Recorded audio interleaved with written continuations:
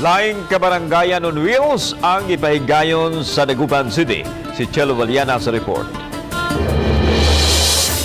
Karong panahon sa pandemya, importante nga sakto ang mga impormasyon nga makaabot sa katawhan. Sama sa mga residente sa Barangay David Mangaldan, Pangasinan, naanda na nilang magtanaw sa mga balita sa telebisyon, mauna sayod sila sa mga panghitabo sa komunidad.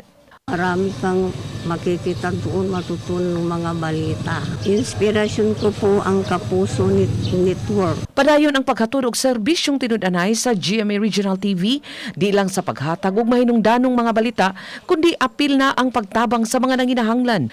Karong panahon sa pandemya, di ikalimot nga daghan ang naapektuhan, dili lang sa panglawas kundi sa panginabuhian. Umaasa lang po ako sa asawa ko po ate, tapos sumasideline din po ako, nagtitinda po ng tinapa para lang po makatulong sa pambili po ng pagkain, gatas ng anak po. Pinaagi sa Kapuso Barangayan on Wheels, nakadawat og food packs ang kapin sa usa ka gatos ka residente sa Barangay David Mangaldan, Pangasinan. Malaki pong tulong po sa amin ito at saka malaking bagay na po sa amin ito kasi para po sa pangkain ng tatlong anak ko po. Malaki ang maitutulong nito sa binigay nyo kasi po lockdown.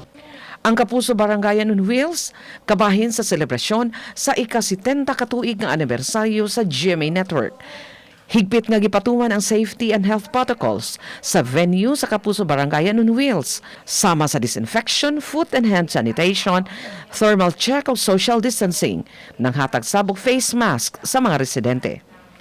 Nasunod naman yung mga standards para maging safe yung mga dadalo dito sa Kapuso Barangayan natin. Chelo Valiana, Balitang Bista.